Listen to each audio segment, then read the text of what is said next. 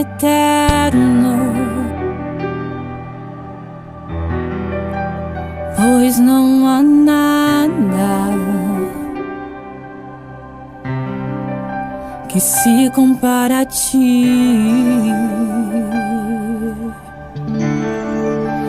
Mais do que tudo, em tua presença eu quero viver. Correrei para ti, dançarei para ti.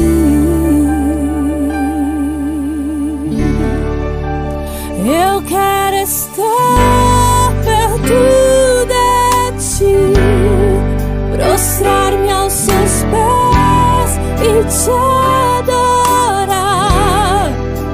Eu quero estar perto de ti e te adorar, e te adorar, e te adorar. Eu quero estar perto de ti, prostrar-me aos seus pés e te adorar. Eu quero estar perto de ti e te adorar, e te adorar, e te adorar.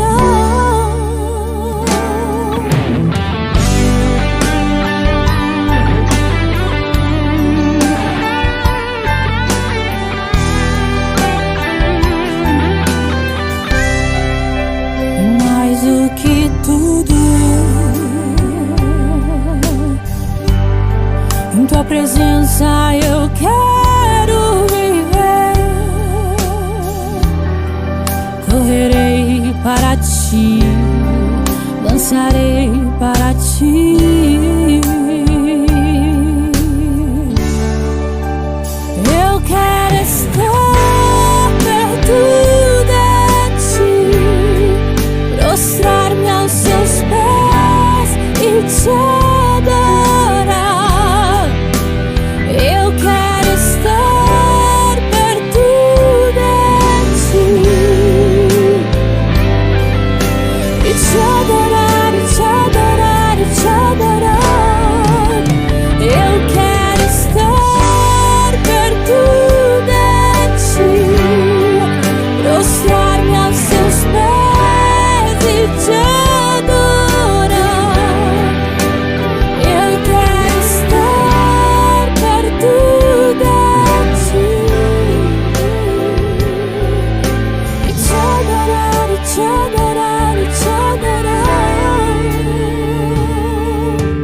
Pode outra vez em mim,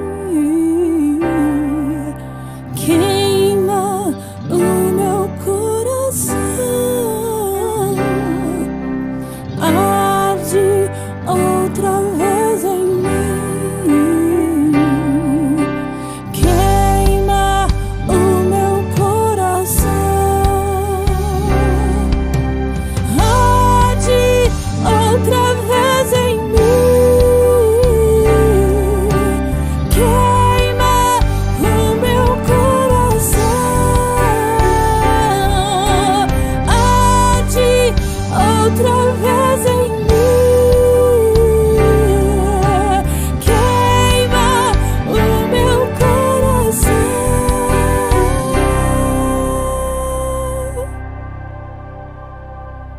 Eu quero estar perto de ti, prostrar-me aos seus pés e te adorar. Eu quero estar perto de ti e te adorar, e te adorar, e te adorar. Eu quero estar perto de ti, prostrar-me aos seus pés e te adorar.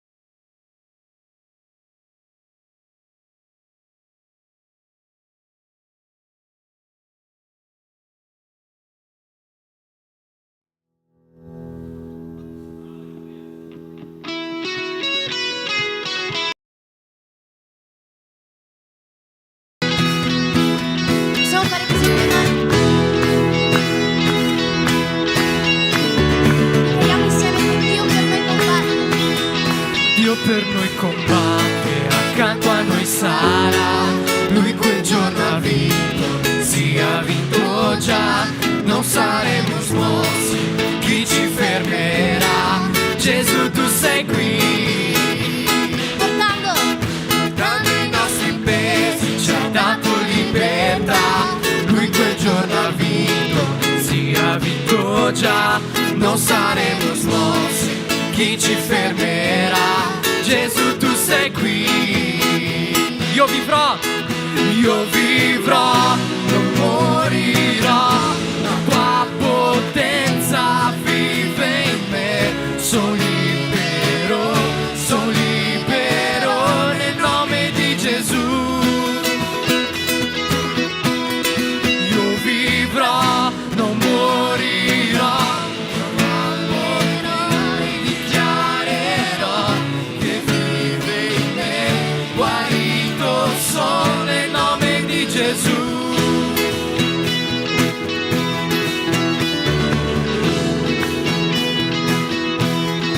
Dio per noi combatte, accanto a noi sarà. Lui quel giorno ha vinto, sì ha vinto già. Non saremo smossi, chi ci fermerà? Gesù tu sei qui, portando i nostri pesi, ci hai dato libertà. Lui quel giorno ha vinto, sì ha vinto già. Non saremo smossi, chi ci fermerà? Gesù tu sei qui. Io vivrò, non morirò. La tua potenza vive in me. Sono libero nel nome di Gesù. Io vivrò, non morirò. Ti loderò e dichiarerò che vive in me. Guarito sono nel nome di Gesù.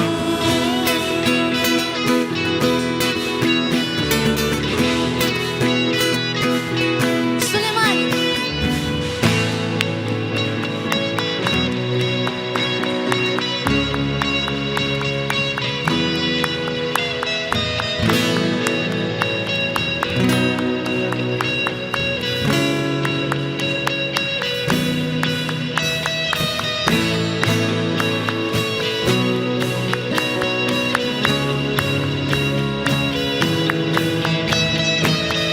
Vediamo insieme che Dio per noi combatte e farà crollare tutte le fortezze, amen. Tutti insieme. Dio per noi combatte, crolla ogni fortezza, il suo regno avanza, non sarà mai smosso. Satana è sconfitto nel nome di Gesù. La Chiesa griderà. Dio per noi combatte, crolla ogni fortezza, il suo regno avanza, non sarà mai smosso. Satana è sconfitto nel nome di Gesù. La Chiesa griderà. Dio per noi combatte, crolla ogni fortezza, il suo regno avanza, non sarà mai smosso. Satana è sconfitto nel nome di Gesù. La Chiesa. Io vivrò, non morirò. La tua potenza vive in me. Sono libero nel nome di Gesù. Io vivrò, non morirò.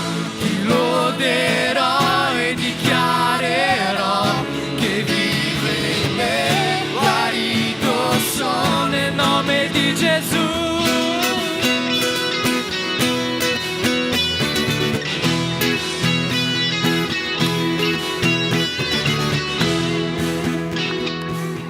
Amen. Possiamo fare un grande applauso al Signore. È l'unico che è degno. Amen. Noi ti diamo il benvenuto a questo culto che è il nostro secondo culto dell'anno. E io non so, ci sono due modi secondo me di iniziare un nuovo anno. Alcuni iniziano l'anno emozionati, felici per ciò che deve avvenire, speranzosi. E ci sono altre persone invece che iniziano l'anno con un po' di paura, un po' di ansia, perché non sanno come andrà. Però io ti dico, nel 2022 Dio si è preso cura di te in tutti i momenti, Dio ha combattuto per te. E questa canzone all'inizio dice che Dio per noi combatte e accanto a noi sarà, perché Lui quel giorno ha vinto.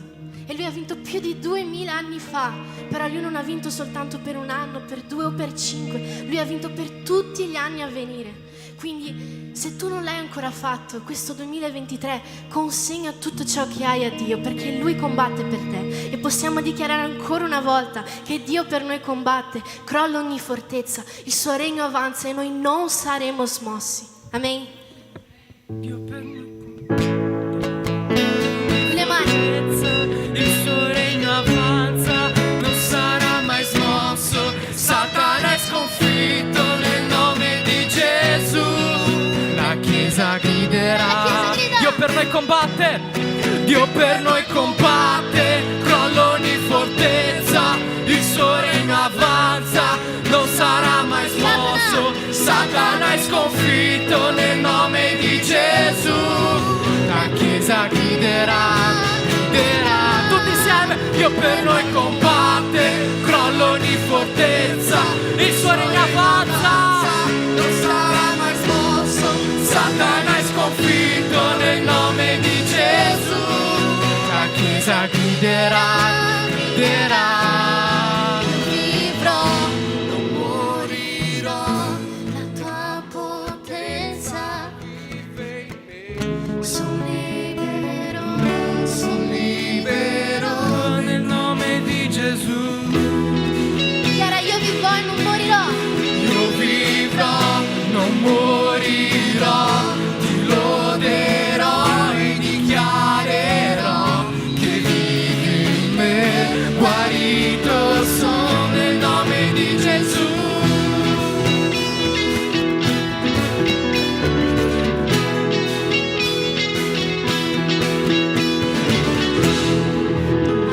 Alleluia. Girati verso il tuo fratello e di tu non morirai e tu vivrai. Amen.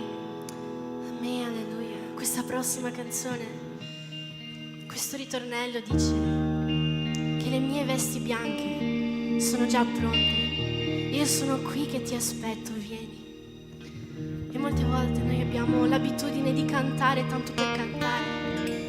Noi non pensiamo veramente molte volte a ciò che ogni parola vuole dire, non diamo il giusto peso a ciascuna canzone. Però io, mentre noi cantiamo questa canzone, voglio invitarti non soltanto a cantare, ma a ragionare, a riflettere. Sei veramente pronto? Se Dio arrivasse oggi, sei veramente pronto per dire: Dio vieni, io sono pronto, le mie vesti sono già pronte. Però io devo dirti, non importa che le tue vesti siano già pronte se il tuo cuore non lo è. Non importa che il tavolo sia già preparato se tu non sei pronto a ricevere Lui in questo tavolo. Quindi cantiamo tutti insieme questa canzone.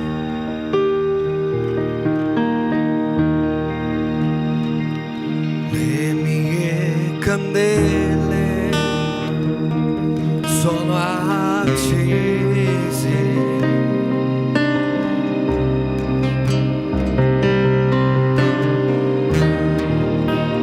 sono qui che aspetto i rumori dei tuoi passi che arriva sulla porta. Basta bussare, io aprirò per te, Gesù. Basta bussare, io aprirò per te, Gesù.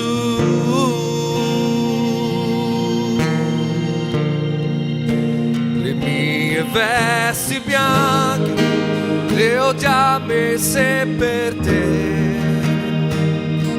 sono qui che ti aspetto, vieni, parla con me, Maranatha.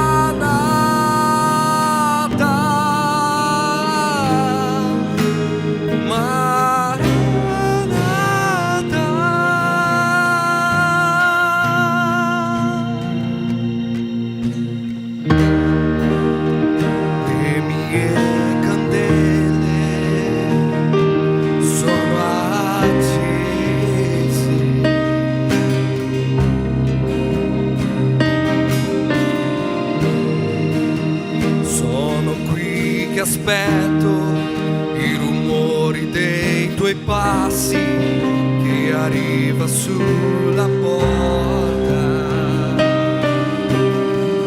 Basta bussare, io aprirò per te, Gesù. Basta bussare, io aprirò per te, Gesù.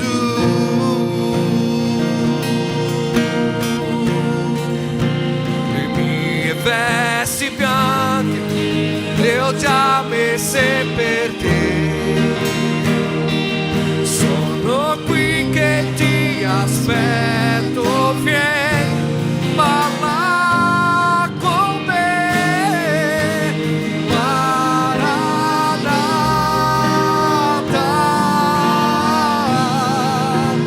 Maranatha. Le mie vesti bianche le ho già messe per te, sono qui che ti aspetto, vieni, balla con me, Maranatha,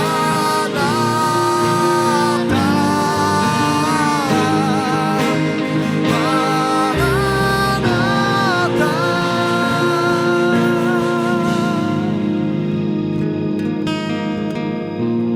Alleluia, Maranatha.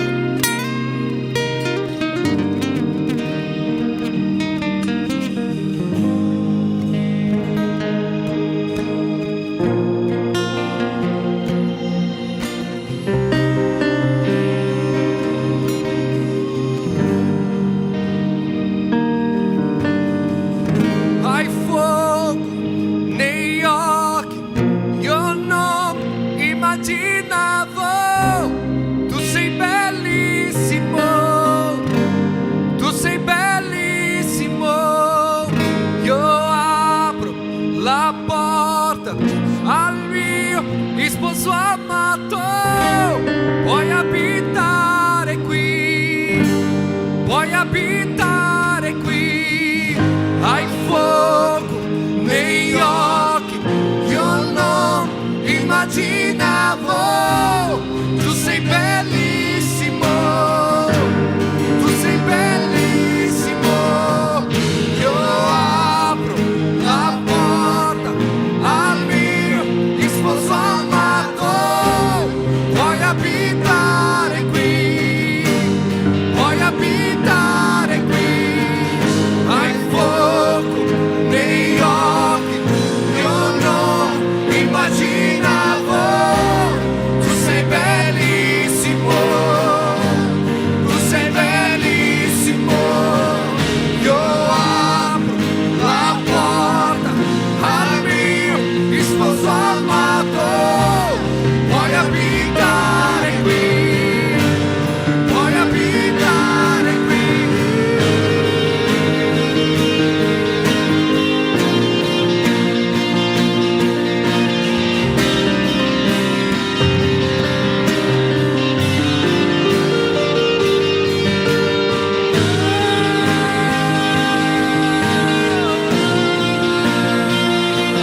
Puoi abitare qui.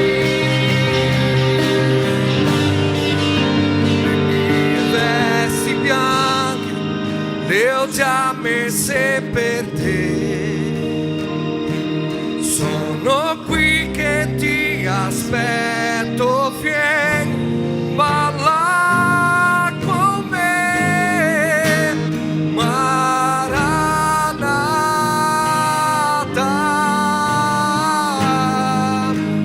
Maranatha. Le mie vesti bianche le ho già messe per te, sono qui che ti aspetto, vieni, balla con me, Maranatha,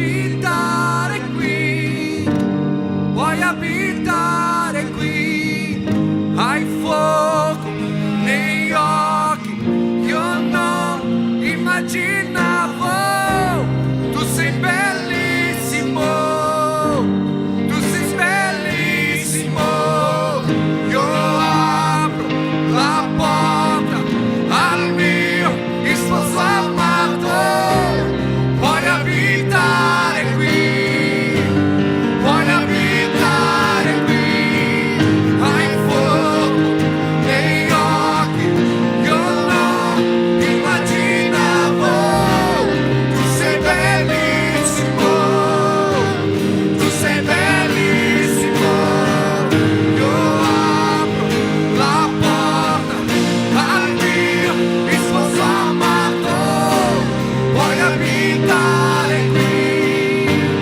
vuoi abitare qui,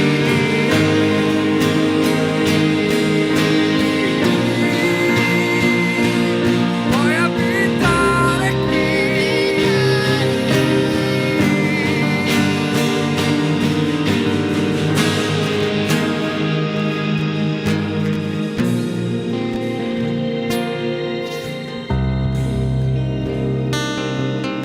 Alleluia!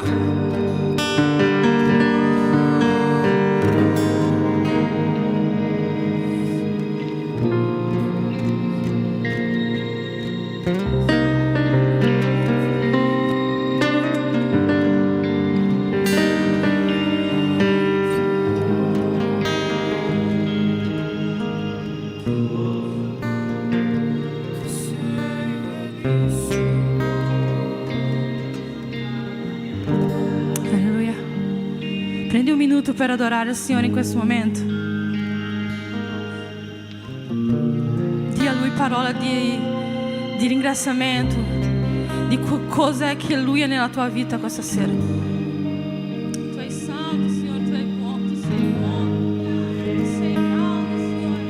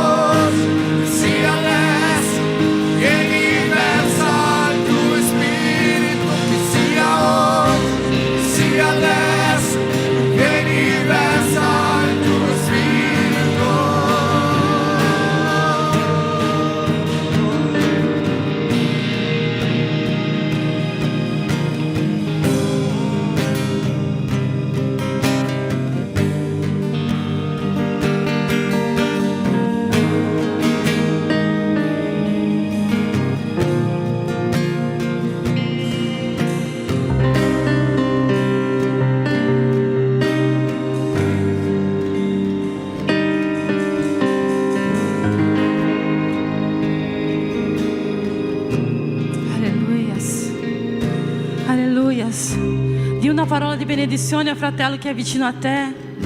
Abbraccia il tuo fratello e dici una parola. Dio è con te. Dio vuole parlare con te questa sera. Dio vuole guarirti questa sera. Dio vuole trasformare quello che c'è da trasformare questa sera. Il Signore è qui, il Signore sta agendo. Non perdere questa presenza, non perdersi là fuori nei tuoi pensieri, ma accogli questa presenza dentro di te. Accogli lo Spirito Santo che oggi sta lavorando in questo luogo. Amen. Alleluia. Amen. Amen. Ti chiedo di sederti un po'. Amen. Io sarò la ragazza degli avvisi oggi. Se si può accendere anche la luce, per favore. E Alex, aiutami, per favore, metti tu che io parlo. Amen. Come sapete, ogni mercoledì in zone diverse ci sarà questo culto in casa. Ogni settimana è in una zona diversa, non succede tanti culti in zone diverse, ma ogni settimana in una zona diversa c'è questo culto in casa. Settimana prossima penso che sarà nella zona lago, vero Vida? No, quindi Enrico vi dirà sul gruppo dove sarà questo culto, ma iscrivetelo, partecipate perché è un culto che veramente tu puoi crescere, tu puoi esprimere, tu puoi condividere, tu puoi parlare dei tuoi pensieri. È veramente un culto che sta generando tanti frutti di crescita per questa Chiesa. Amen? Amen? Aiutatemi perché io sono sempre un po' a disagio quando devo dare gli avvisi. Allora, crescendo. Penso che la Melia. Allora, domani alle ore 20, videochiamata su WhatsApp. Su WhatsApp saranno i teens crescendo. Tempo di crescere, amen? 5 febbraio c'è un evento grandioso. No? Non è solo perché organizzo io, ma chi sa cantare, chi sa ballare, chi sa predicare, chi sa fare teatro, chi sa fare qualsiasi cosa per Dio, faremo i nostri talenti. Io amo i talenti, io amo perché si scoprono tante cose, si vedono tante cose diverse. Io penso che sarà grandioso. Ho già ricevuto 10 partecipazioni e chi vuole partecipare datevi il mio nome. Oggi c'erano Benjamin e Liam che canteranno quel giorno con il playback una canzone in portoghese che stavano provando qua, quindi invito a non perdere perché è un momento molto bello. E quindi il 5 gennaio, chi non si è iscritto ancora, inviatemi il vostro nome e datevi la vostra partecipazione, va bene?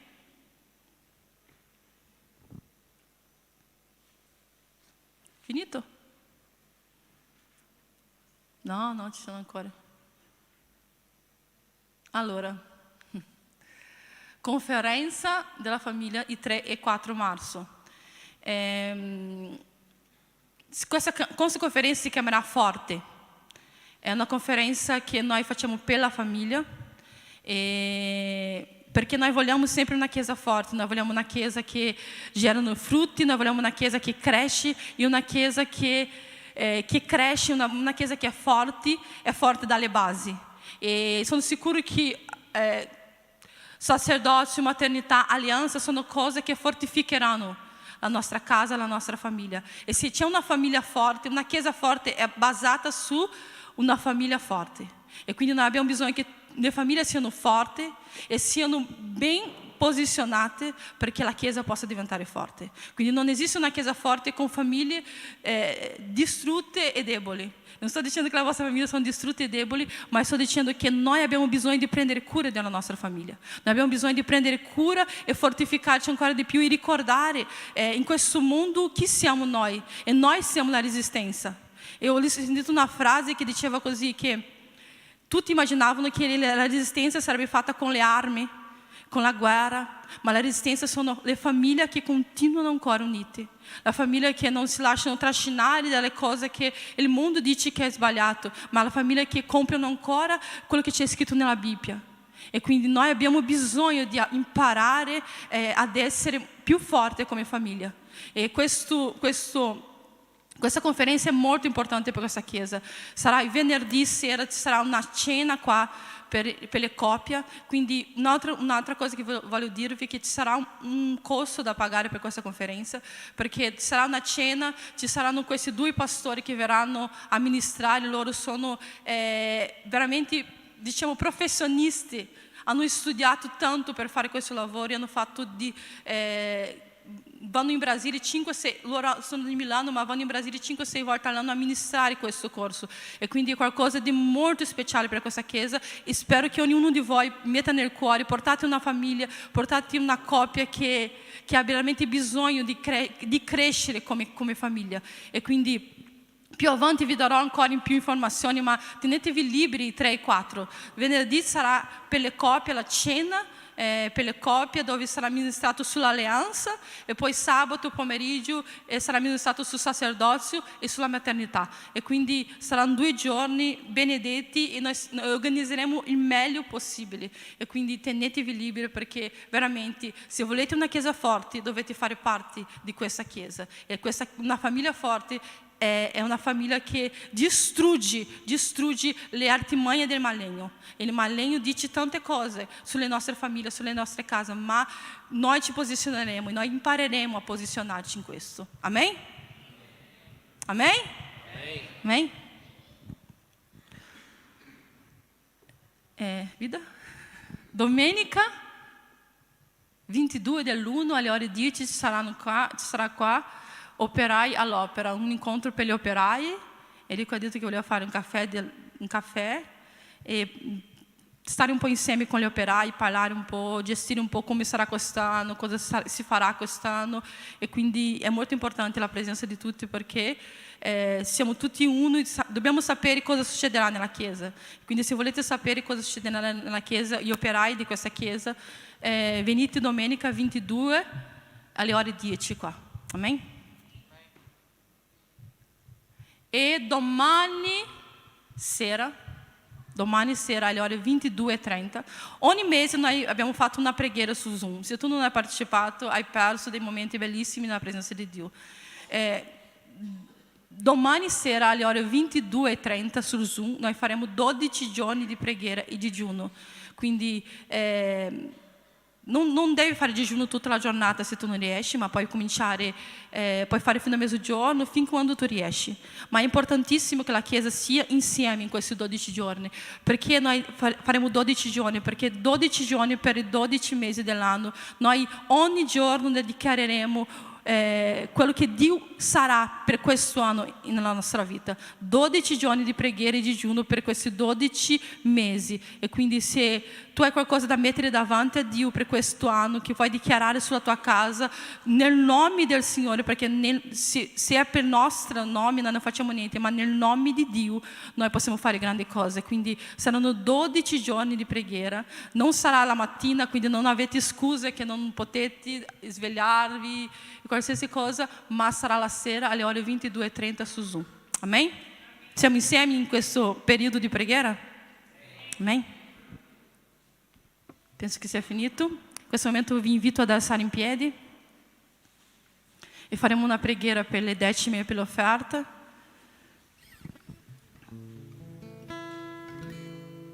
Voi sapete che questa casa è mantenuta dal decima e offerta, e quello che Dio mette nel cuore, quello che Dio ministra al vostro cuore, venite con gioia, con allegria, perché il Signore è un Dio che è fedele, e anche noi dobbiamo versare la nostra fedeltà verso di Lui. Quindi se tu hai amore per questa opera, per questa chiesa, porta quello che Dio ha messo nel tuo cuore questa sera. Amen? Preghiamo insieme? Padre, nel tuo nome, Signore, io ti ringrazio Ti ringrazio per questo momento, ti ringrazio per questa chiesa, ti ringrazio per questo tempio, ti ringrazio, Signore, per ogni persona che verserà, Signore, sul tuo altare, Signore, in questo momento, Signore, la sua offerta d'amore, la sua offerta con gioia e con allegria, Padre. Ti chiedo in questo momento, Signore, di moltiplicare ancora di più, Signore, sulla vita loro, Signore. Signore, che loro possano, Signore, gioire in potere, Signore, far parte di questa storia, di far crescere questa chiesa, Signore. Signore, che le porte, Signore, che sono chiuse, Signore, possano aprire, Signore. Se ci sono persone che sono senza un lavoro in questo momento, Signore, Signore, dà un lavoro, Signore, bellissimo, Signore, un lavoro, Signore, che loro possano, Signore, anche lavorare e partecipare alla tua casa, Signore. Signore, se qualcuno vuole cambiare lavoro questa sera, Signore, Signore, dà una nuova decisione, Signore, dà una nuova porta aperta, Signore. Noi dichiariamo, Signore, benedizione sulla vita della tua chiesa, noi dichiariamo benedizione sulla vita di ognuno, Signore, e benedici questa chiesa, benedici questa casa, Signore, benedici questo tempio, Signore, nel nome di Gesù, Signore. Amém, Signore. Amém.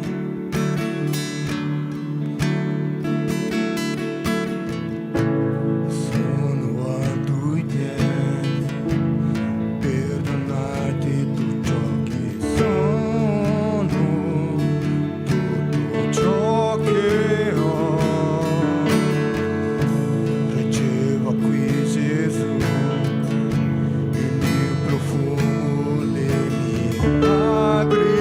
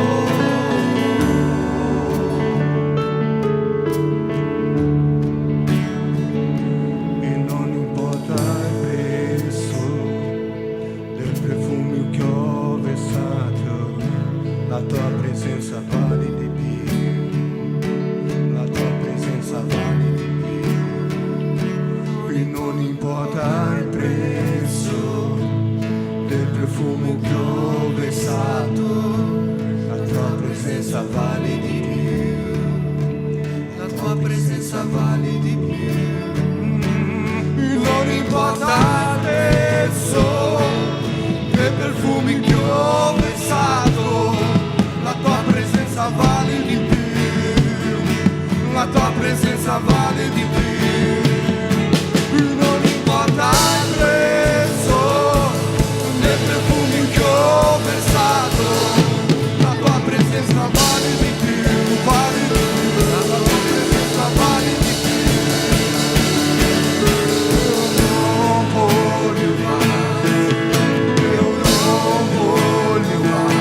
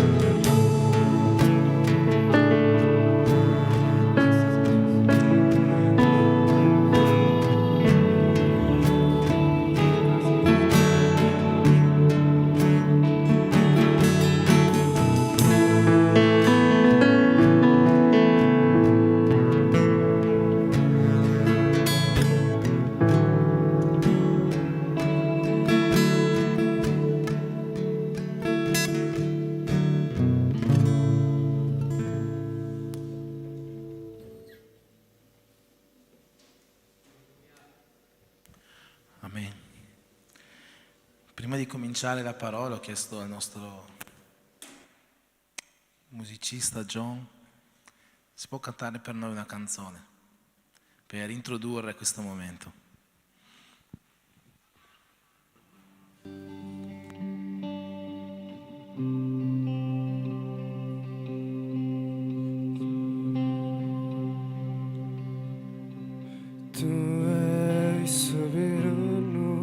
Sobre a terra, sobre o céu, tu és Senhor absoluto. Tudo que existe acontece, tu sabe muito bem, tu és tremendo. E apesar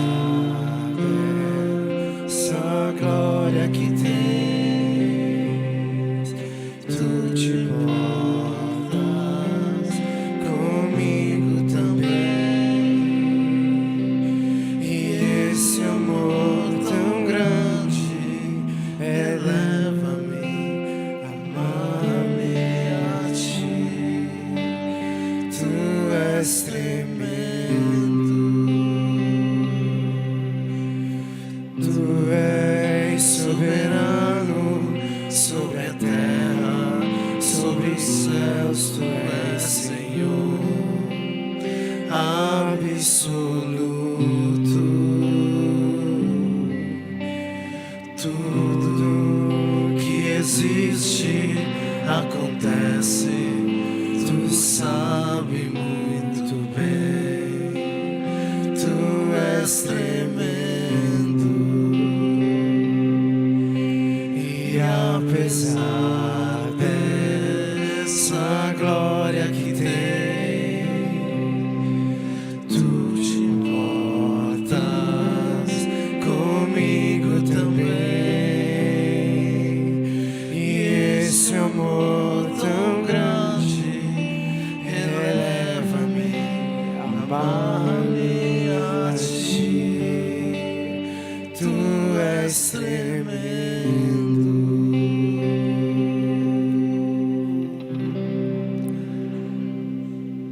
Amen. Facciamo un applauso al Signore, poi possiamo sederci.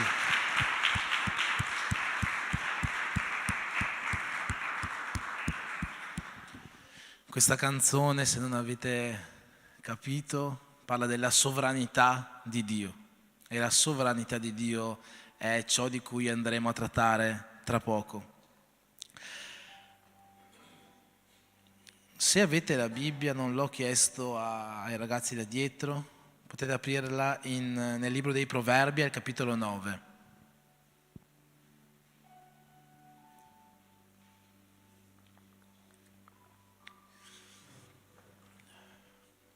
Proverbi 9, versetto 10.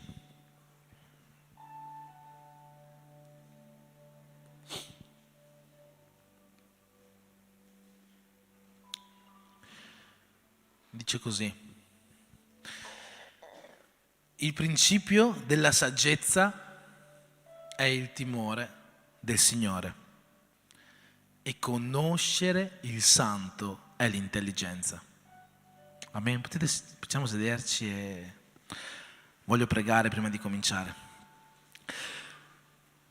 In questo momento, Dio, noi ascolteremo la Tua parola e Tu lo sai, Padre, che io non ho nulla da offrire alla Tua Chiesa, ma se è per la Tua grazia, Signore, se è per la Tua bontà, per la Tua misericordia, se è per il Tuo proposito che hai con la Tua Chiesa questa sera, io ti chiedo che il Tuo Spirito Santo possa venire a riempire i nostri cuori di qualcosa di nuovo in questa serata, nel nome di Gesù.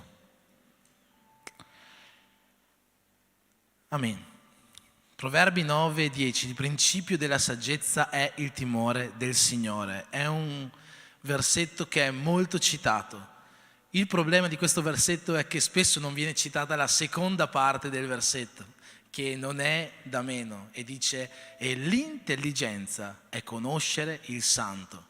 Cioè il principio della saggezza è avere timore del Signore, il principio dell'intelligenza invece è conoscere il Santo.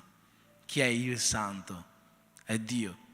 Noi sappiamo che Dio è santo, santo, santo. Forse tra un po' vedremo come è importante e come è unica la santità di Dio, se c'è tempo e soprattutto se me lo ricordo. Ma è importante capire che questo è il nostro testo aureo, come si dice, della parola di questa sera. Soprattutto la seconda parte di questo versetto, ovvero il principio dell'intelligenza è conoscere il Santo, è conoscere Dio. E questo è quello che noi vogliamo fare nelle prossime 4 settimane. Se puoi mettere il banner di sfondo che ci accompagnerà nei prossimi 4 culti durante la predica. Come ha detto prima l'Andrea, inizieremo da domani sera una serie di 12 giorni di preghiera che si chiama I nomi di Dio. Ma non ci fermeremo soltanto a pregare sui nomi di Dio. Da oggi, per le prossime 4 settimane, il tema delle prediche che sentirete saranno questi: i nomi di Dio. E perché parleremo dei nomi di Dio? Per conoscere il Santo, per conoscere Dio. Quindi questo testo aureo, come ho detto prima, è il testo sì della parola di questa sera, ma è il testo che ci accompagnerà in tutte le prossime 4 settimane, perché noi in questi giorni conosceremo Dio. In che modo conosceremo Dio? Attraverso il modo in cui Lui stesso si è rivelato nel corso degli anni, dei secoli, dei millenni, attraverso i Suoi nomi. I nomi che Dio ha non sono nomi che le persone gli hanno dato, sono nomi con cui Lui si è rivelato a noi. E ogni nome con il quale si è rivelato indica qualcosa che può e deve essere importante per le nostre vite. Noi sentiremo prediche su chi è Dio attraverso i Suoi nomi. Noi sentiremo prediche su che cosa fa Dio per noi attraverso i Suoi nomi. Noi sentiremo prediche su come è fatto Dio e come questo può influire, può influenzare la nostra vita attraverso i Suoi nomi. Sentiremo prediche su chi Dio è per noi, per me e per te. E tutto questo lo sentiremo attraverso il modo in cui Lui si è permesso di rivelarsi a noi. È vero, la Bibbia ci dice che nessuno può conoscere Dio. Gesù stesso dice: nessuno può conoscere il Padre se non il Figlio o quelli a cui Lui vuole farlo conoscere. E ci sono vari brani nella Bibbia che ci dicono che solo lo Spirito Santo può conoscere le profondità di Dio. È vero, eppure Dio si è rivelato a noi. Si è rivelato in tanti modi e ogni giorno si rivela a noi. Il Salmo 19 comincia dicendo: i cieli raccontano la gloria di Dio e il firmamento annuncia l'opera delle sue mani. Ho sentito in questi giorni una testimonianza o un racconto di penso fosse un pastore in una zona perseguitata, e è stato trovato dalle persone che lo stavano perseguitando, e queste persone gli hanno detto: noi chiuderemo tutte le vostre chiese, bruceremo tutte le vostre Bibbie in modo che la conoscenza di Dio non possa più espandersi. E questo pastore gli ha risposto: potete chiudere tutte le chiese che volete, potete bruciare tutte le Bibbie che ci sono, ma a noi basterà alzare gli occhi verso il cielo, vedere le stelle per conoscere chi è Dio. Quindi noi possiamo conoscere Dio in tanti modi. Dio si è rivelato in tanti e tantissimi modi e tutti i giorni si rivela a noi in qualche modo. Ma il modo con cui Lui ha scelto di rivelarsi in molti passi della Bibbia, e è un modo che può cambiare la nostra vita, è proprio attraverso i Suoi nomi. E questa sera voglio parlare dei nomi, di alcuni nomi che ci raccontano chi è Dio. Vi prego di aprire le vostre Bibbie se potete, o lo leggeremo qua dietro nella prima lettera di Paolo a Timoteo, al capitolo 6.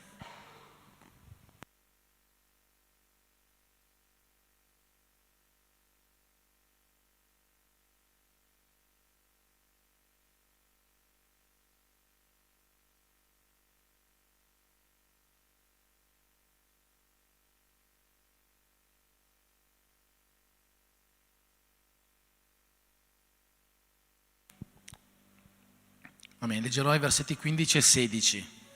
Qui Paolo sta scrivendo del ritorno di Gesù, dell'apparizione di Gesù quando Lui tornerà per rapire la sua Chiesa.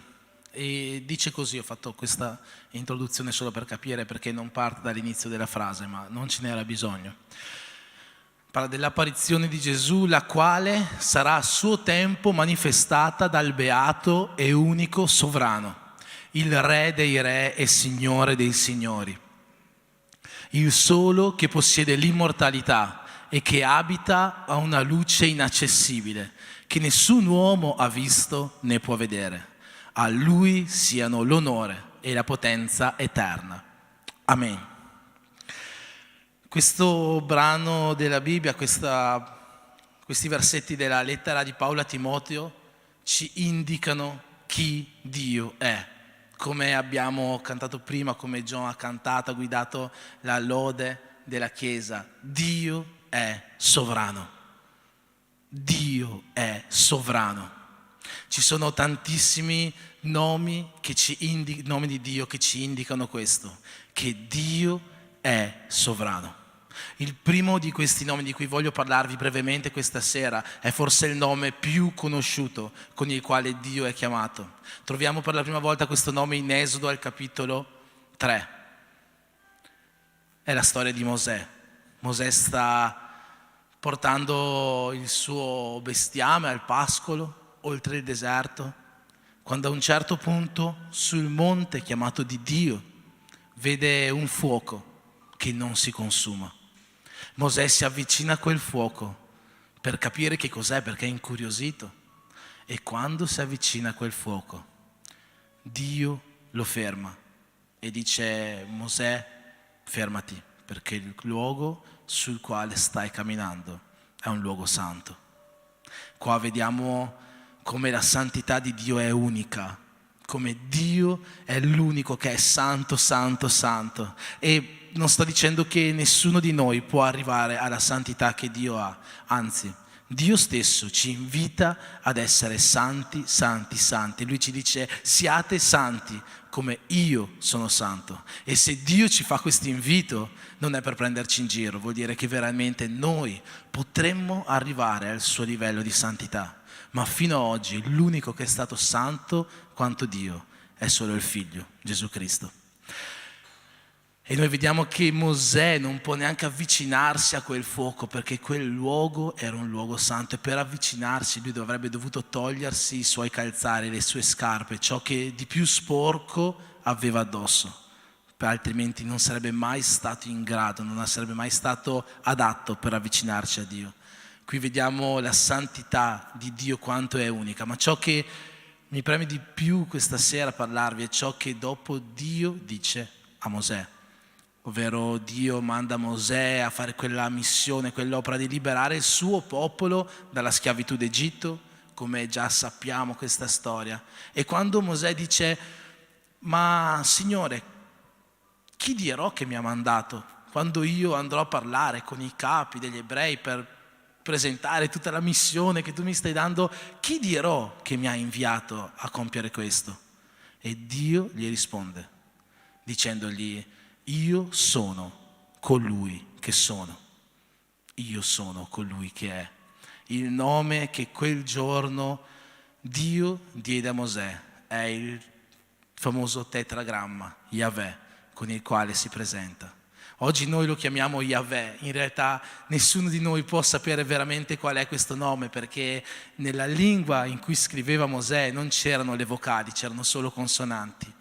Ma hanno trovato bene associare al nome Yahweh le vocali del nome Adonai, che significa Signore o Maestro, un altro dei nomi che rispecchiano la sovranità di Dio. Per questo oggi noi lo chiamiamo Yahweh.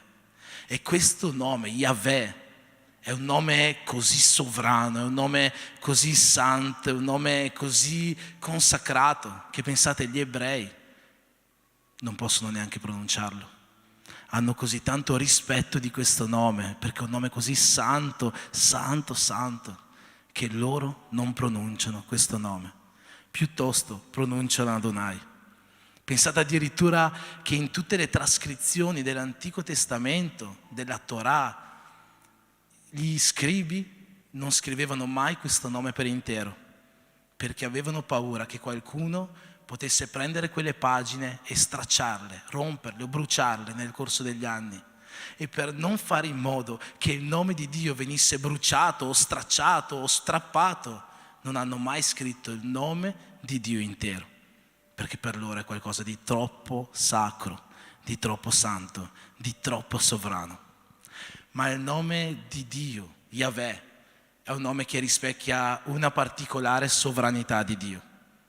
Perché questo nome, che è colui che è, si potrebbe anche tradurre in colui che è e che sarà, ovvero l'Eterno. L'Eterno, la sovranità di Dio che noi vediamo nel nome Yahweh è la sovranità dell'eternità, sovranità nel tempo, sovranità sul tempo. Attraverso il nome Yahweh noi invochiamo un Dio che non ha tempo, un Dio che è al di fuori del tempo di come lo conosciamo noi. E quindi l'invito che Dio ci fa ogni volta che noi invochiamo il nome Yahweh è quello di stare tranquilli, è quello di stare sereni, perché Lui è nel controllo di ogni tempo. Forse tu questa sera sei preoccupato, sei in ansia per qualcosa, forse c'è qualcosa nella tua vita che questa sera tu stai aspettando e dici: quando è che arriverà, quando è che arriverà? Forse non è un grande miracolo, forse è qualcosa di semplice, eppure tu sei lì che aspetti. Yahweh questa sera vuole rassicurarti: io sono sovrano sopra il tempo e ciò che tu stai aspettando arriverà nel momento giusto. Cioè, il salmista ci dice che Dio non è un Dio che sonnecchia, Dio è un Dio che continua ad agire, è un Dio che age per il nostro bene. Non preoccuparti, non stare in ansia, non avere fretta. Ogni cosa che Dio deve darti te la darà nel tempo giusto, perché Dio è sovrano sul tempo. Dio è sovrano sul tempo. Non so che cos'è che tu stai aspettando questa sera nella tua vita, non so se è una risposta, non so se è un qualcosa che ti deve arrivare, non lo so cos'è, ma se tu questa sera stai aspettando qualcosa, Dio, Yahweh, l'Eterno, colui che è sovrano sul tempo, ti invita a riposare in Lui. Riposa in Lui, perché Lui è sovrano sul tempo. Amen. Riposi in Lui, perché Lui è sovrano sul tempo. Non c'è niente che può scappare dall'intelletto di Dio. Non c'è niente, non c'è un minuto, non c'è un secondo della nostra vita, non c'è una situazione che possa sfuggirgli di mano, perché Lui è sovrano sul tempo. È l'unico che è sovrano sul tempo. Un altro nome con cui noi conosciamo la sovranità di Dio è El Elyon, che significa il Dio Altissimo. Per la prima volta troviamo questo nome in Genesi al capitolo 14, quando Abramo, dopo aver sconfitto parecchi re, viene benedetto da Melchisedec, re di Gerusalemme e sacerdote di El Elyon, il Dio Altissimo. E gli dice: benedetto sii tu, Abramo, dal Dio Altissimo, Signore dei cieli e della terra. Quando noi parliamo del Dio Altissimo, non ci stiamo riferendo a una qualità fisiologica di Dio. Non è che il Dio Altissimo vuol dire che è un Dio molto, molto alto. No, il Dio Altissimo vuol dire che è un Dio al di sopra di ogni cosa. Pensate che anche Satana, quando ha inorgoglito il suo cuore, ha detto proprio queste parole: io salirò al di sopra di ogni stella di Dio. Le stelle di Dio sono gli angeli. Io sarò simile all'Altissimo. Lui voleva stare più in alto, perché El Elyon è il Dio Altissimo, è il Dio che sta più in alto, è il Dio che sta al di sopra di ogni altra cosa, al di sopra del cielo, al di sopra della terra. E questo suo stare al di sopra di tutto vuol dire che non c'è nulla al mondo, non c'è nulla al mondo in cui Lui non sia nel controllo. La sua parola è l'ultima, la sua parola è quella che prende la decisione finale, perché Lui è al di sopra di ogni altra cosa. Lui è al di sopra di ogni legge fisica e per questo motivo la sua parola è l'ultima in ogni problematica che comprende leggi fisiche. La sua parola è l'ultima perché Lui è al di sopra di ogni legge giuridica e ogni sentenza non può prendere atto finché Lui non dà il suo benestare. Lui è al di sopra di ogni malattia, Lui è al di sopra di ogni infermità, Lui è al di sopra di ogni sentenza di morte. E nessuna sentenza di morte può essere vera finché Lui non dà il suo ok. Quanti di noi hanno già sentito anche in questa chiesa testimonianze di persone i cui medici hanno detto: tu tra tot tempo morirai. El Elyon è colui che è al di sopra di queste sentenze. Il Dio Altissimo è al di sopra di ogni sentenza che possa venire data da un medico, da un giudice, da un dottore. Non c'è nulla che sfugga a El Elyon. Il Dio Altissimo è nel controllo di tutte queste cose. Io mi sono immaginato Pietro quel giorno che era sulla barca e che vede il mare in tempesta e in mezzo al mare c'è Gesù che sta camminando e Gesù gli dice: Pietro, vieni con me sulle acque.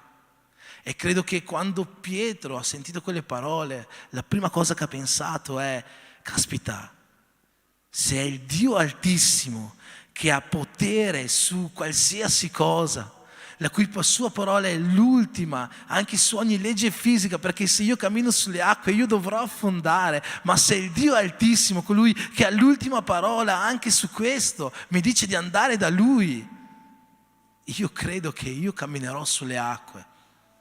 E fratelli, Pietro è stata l'unica persona insieme a Gesù ad aver fatto almeno un passo sulle acque, perché ha creduto che il Dio Altissimo avesse l'ultima parola anche sulle leggi della fisica.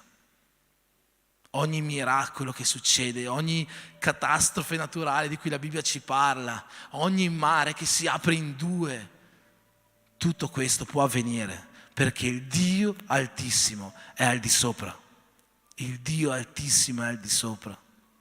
E quello che Dio vuole dirti questa sera e vuole invitarti a fare questa sera è chiamarli in questo modo. Ogni volta che tu sentirai una parola di un dottore che ti dirà: guarda, per te non c'è più niente da fare, guarda, questa malattia è una malattia incurabile, guarda, resterai per sempre con questo problema, con questa deficienza fisica, guarda, no, non si può. C'è una parola che è più alta di quella di quel dottore, è la parola del Dio Altissimo. C'è una parola che è più potente di qualunque sentenza un medico possa registrarti in una carta di ospedale, è la parola del Dio Altissimo. Forse tu stai aspettando una qualche carta di un notaio, di un giudice. Quella carta, puoi stare tranquillo, non può arrivare da te se El Elyon, il Dio Altissimo, non darà il suo ok, non darà il suo benestare. E anche se arrivasse, quella sentenza non potrà essere emessa finché il Dio Altissimo non darà il suo benestare. La Bibbia ci racconta di 3 amici, Sadrach, Mesach e Abednego, nel libro di Daniele, che furono gettati in una fornace ardente. Sarebbero dovuti morire soltanto appena entrati in questa fornace, tanto calda che era. Eppure il Dio Altissimo non aveva dato l'ok alla sentenza di morte di questi 3 ragazzi. Il re di Babilonia, la persona più potente a quel tempo, aveva emesso una sentenza di morte contro di loro, ma il Dio Altissimo non aveva dato l'ok. C'è un'ultima parola che ancora esiste nella tua vita e non è quella del giudice, del notaio, della polizia, è quella del Dio Altissimo. È Lui che avrà l'ultima parola. Non temere, ti dice Dio questa sera, perché io sono sovrano su tutte queste cose. Io sono sovrano su tutte queste cose. Anche in quella situazione che tu pensi non ci sia più niente da fare, Dio è sovrano anche in quella. Non temere, perché il Dio Altissimo è con noi. Non per niente nel Salmo 91 c'è scritto così: chi dimora all'ombra dell'Altissimo e l'Elion riposa all'ombra dell'Onnipotente. Riposa all'ombra dell'Onnipotente. Quando noi stiamo al riparo dell'Altissimo, al riparo di colui che ha l'ultima parola, non abbiamo niente da temere. Noi stiamo riposando all'ombra dell'Onnipotente. Quel salmo va avanti dicendo: 1000 cadranno al tuo fianco, 10.000 dall'altra parte, ma tu non sarai colpito. Tu non sarai colpito. Non perché l'avversario non sia forte, ma perché l'Altissimo ha l'ultima parola. L'Altissimo ha l'ultima parola. Non c'è laccio del cacciatore, non c'è peste, non c'è nulla che può colpirti, dice questo salmo, finché tu riposi all'ombra dell'Altissimo. Questo salmo va avanti dicendo così, al versetto 11: poiché egli comanderà ai suoi angeli di proteggerti in tutte le sue vie.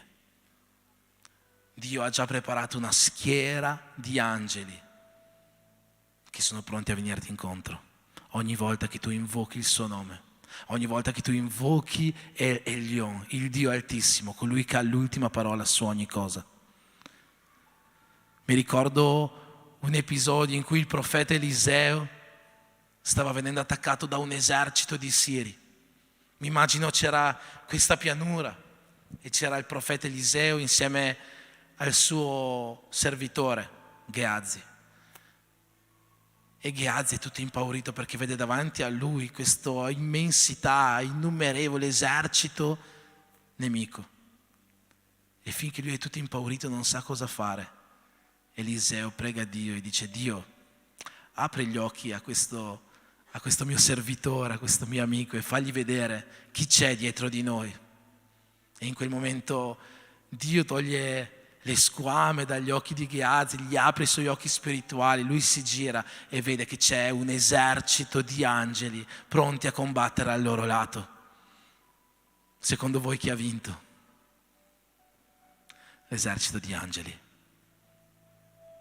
Dio ha un esercito di angeli pronti al tuo lato ogni volta che tu hai bisogno di aiuto, ogni volta che tu invochi il suo nome. Perché non c'è parola, non c'è sentenza, non c'è niente che possa prendere vita, che possa prendere atto, se il Dio Altissimo è dalla nostra parte. Se il Dio Altissimo è dalla nostra parte. Questa sera El Elyon, il Dio Altissimo, ti invita a invocare il suo nome. Invocalo in preghiera, invocalo in digiuni, invocalo nel momento tranquillo e nel momento di difficoltà. Perché Lui avrà sempre l'ultima parola, qualunque sia la problematica, qualunque sia l'avversità nella tua vita. L'ultimo nome di cui voglio parlarvi questa sera, l'ho introdotto con questo esercito di angeli, è il nome con cui Davide si presenta davanti a Golia. E anche questo nome parla della sovranità di Dio. Quando Golia avanza contro Davide, avanza con tutte le sue armi, con la sua corazza, con la sua spada, col suo giavellotto. E se vi ricordate, Davide avanza verso di lui solo con una fionda e con 5 pietre. Saul, il re di Israele, gli aveva dato la sua corazza, gli aveva dato la sua spada, il suo scudo, il suo elmo, ma Davide li ha rifiutati. Perché Davide aveva qualcun altro dalla sua parte che era molto più resistente di una corazza, era molto più affilato di una spada o più forte di uno scudo.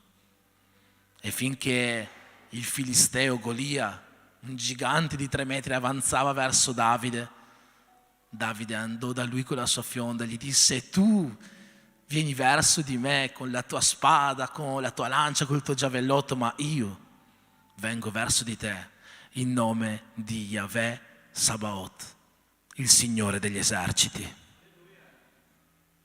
Noi abbiamo il Signore degli eserciti dalla nostra parte, quel Signore che ha dato un esercito di angeli per difendere Eliseo.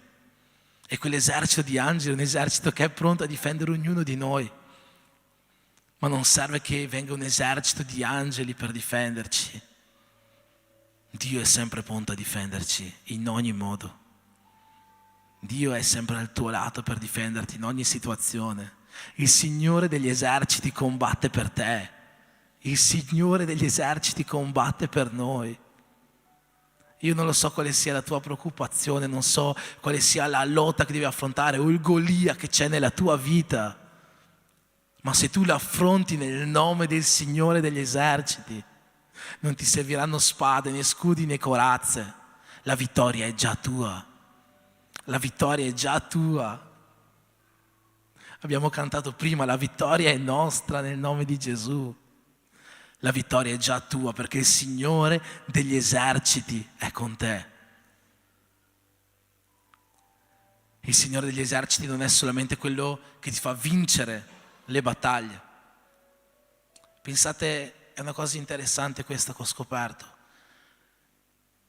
Mai, prima del libro di Primo Samuele, si parla di Yahweh Sabaoth, il Signore degli eserciti. Eppure prima di Primo Samuele c'è il libro dei Giudici e il libro di Giosuè. E forse nella Bibbia sono i 2 libri in cui ci sono più battaglie di tutti, no? Eppure in nessuno di questi 2 libri, con tante guerre, con tante battaglie, Dio si è presentato come il Signore degli eserciti. Perché il Signore degli eserciti non è solo colui che vince le battaglie, ma è anche colui che comanda gli eserciti. È colui che ha il controllo di ogni guerra. Il Salmo 46 dice così: il Signore degli eserciti è con noi, il Dio di Giacobbe è il nostro rifugio. Venite, guardate le opere del Signore, Egli fa sulla terra cose stupende. Fa cessare le guerre fino all'estremità della terra. Rompe gli archi, spezza le lance, brucia i carri da guerra. Allora Yahweh Sabaoth, il Signore degli eserciti che è con noi, non è solo quello che ti fa vincere le guerre. Il Signore degli eserciti è anche colui che sa fermare la guerra.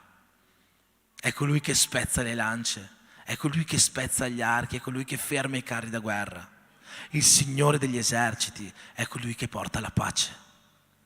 È colui che porta la pace. E Dio sta parlando a te questa sera che stai cercando un po' di pace nella tua vita. Forse tu oggi non hai un gigante da affrontare, non hai questo nemico da combattere. Sei solo molto tormentato e stai cercando un po' di pace nel tuo cuore, un po' di pace nella tua vita. Dio si presenta a te come Yahweh Sabaoth, il Signore degli eserciti, non per portarti in guerra e darti più tormento, non per schierare intorno a te una miriade di angeli, ma per darti la pace, per darti la pace. Che tu questa sera possa ricevere questa pace di Dio, che tu questa sera possa invocare Yahweh Sabaoth, forse non qua, forse a casa, prima di dormire, e che Lui possa concederti questa pace, che Lui possa riempire il tuo cuore con il suo spirito, possa portarti alla mente i ricordi migliori, possa riempirti di quanto di meglio c'è che Lui può darti e in questo modo darti la pace. Riempiamoci della pace di Dio, riempiamoci della pace del Signore degli eserciti. Quando Gesù ha mandato per la Galilea e per il mondo i Suoi discepoli, gli ha detto di fare una cosa, fate. La prima cosa che dovete fare prima di scacciare demoni, prima di fare miracoli, prima di compiere guarigioni, prima di fare tutte queste cose grandiose, entrate nella casa delle persone da cui andrete e portate la mia pace. Portate la mia pace. Che il tuo cuore questa sera possa essere un cuore che riposa nella pace del Signore. Che il tuo spirito, che la tua mente, se sono tormentati da ciò che ti è successo in questa settimana, da avvenimenti, da tragedie, da inimicizie, da discussioni che hai avuto, da cose che ti sei tenuto dentro, che non sei riuscito a liberare, da persone che dovevi perdonare, a cui dovevi chiedere perdono, che Dio questa sera metta quella pace che ti serve nel tuo cuore, prima di rimediare a tutto questo, prima di fare il prossimo passo. Che il Signore degli eserciti possa versare la sua pace in questo luogo. Quando Dio insegna la benedizione sacerdotale ad Aaron, dice così: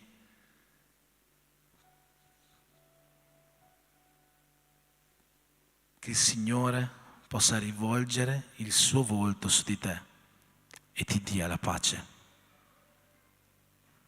Abbiamo la pace di Dio quando noi invochiamo il Signore. Io chiamo il gruppo di lode per terminare questo culto, ma voglio fare delle richieste questa sera. In base a quello che abbiamo sentito, in base a come abbiamo conosciuto Dio questa sera, in base a quello che i nomi di Dio ci hanno rivelato questa sera. Possiamo alzarci in piedi, così entriamo già. Forza Fabiano, scherzando.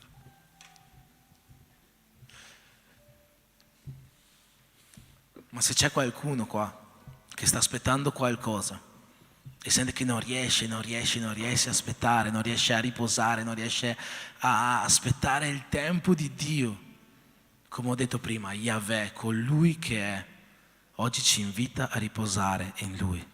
Oggi ci invita a aspettare il suo tempo, perché il suo tempo è quello perfetto. Quindi se questa sera tu stai aspettando qualcosa nella tua vita, io voglio invitarti a venire qua davanti per fare una preghiera insieme.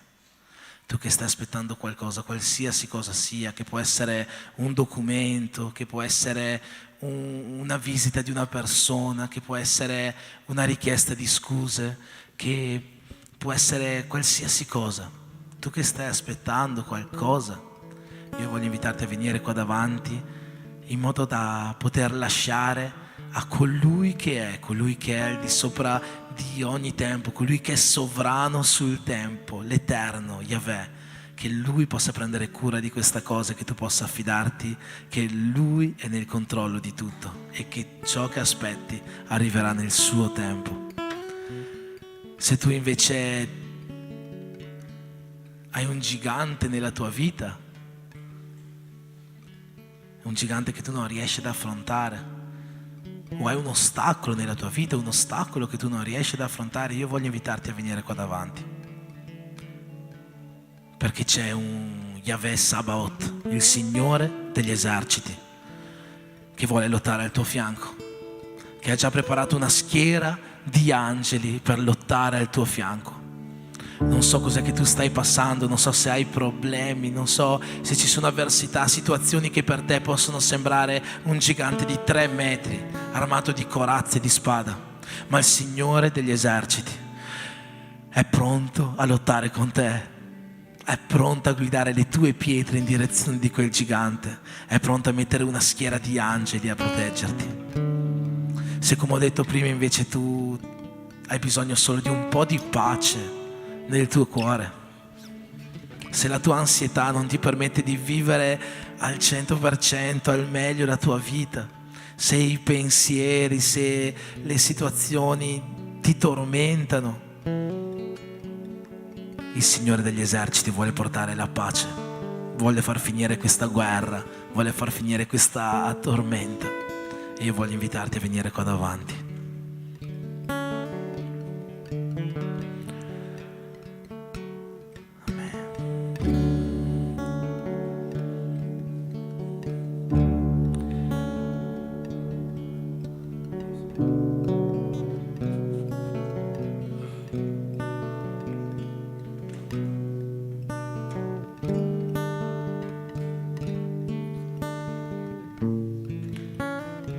Richiesta.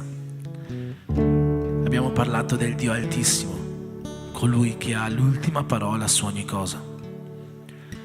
E anche se ti sembra impossibile, anche se va contro ogni legge della fisica o va contro la parola di un medico, di un giudice o qualcuno che tu pensi possa avere l'ultima parola nella tua vita, se tu stai aspettando un miracolo, io voglio invitarti a venire qua davanti per pregare insieme.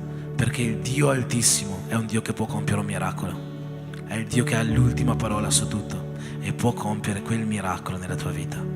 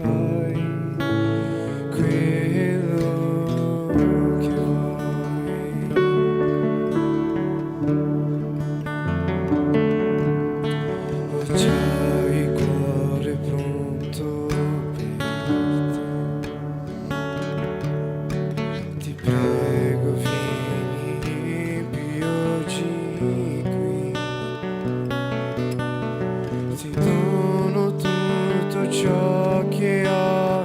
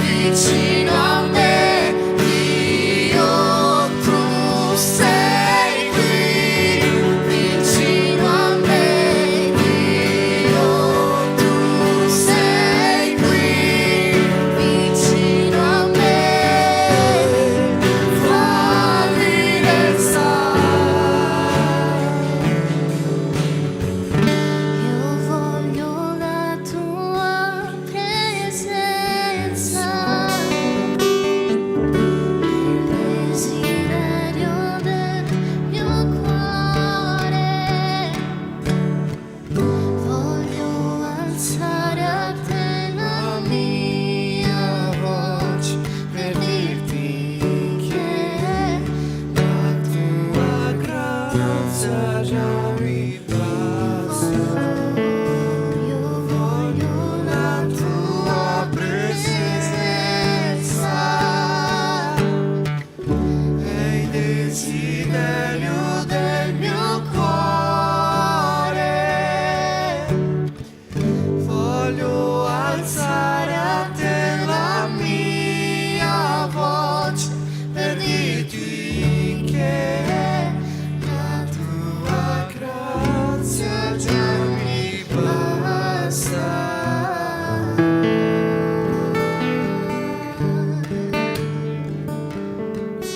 tua grazia mi basta, la tua presenza mi basta.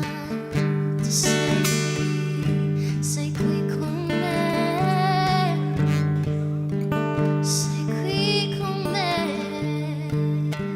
sei sempre qui. Dio, tu sei qui vicino a me. Dio, tu sei qui vicino a me. Dio, tu sei qui vicino a me. Fammi restare qui con te. Dio, tu sei qui vicino a me. Dio, tu sei qui vicino a me. Dio, tu sei qui vicino a me. Fammi restare qui con te. Io voglio solo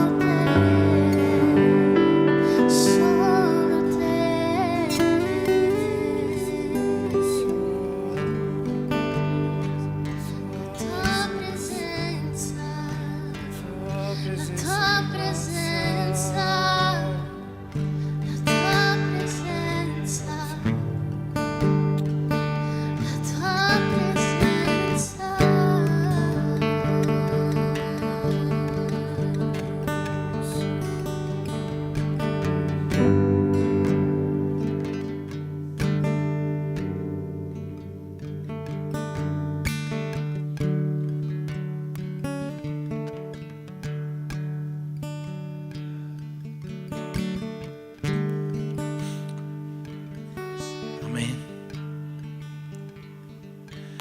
Dì alla persona di fianco a te, il Signore degli eserciti è con te. Il Dio di Giacobbe è il tuo rifugio. Amen. Dobbiamo terminare purtroppo questo culto. Io mi dispiace perché quando la presenza di Dio è in mezzo a noi, ogni tanto capisco quello che Andrea dice quando mi chiama su per venire. Vieni tu a continuare, perché se noi continuiamo a lodare qua non ci fermiamo più. Amen. Dio è grande, Dio è sovrano sulla terra, in cielo. Dio è tremendo. Ci sono compleanni questa settimana? Niente compleanni?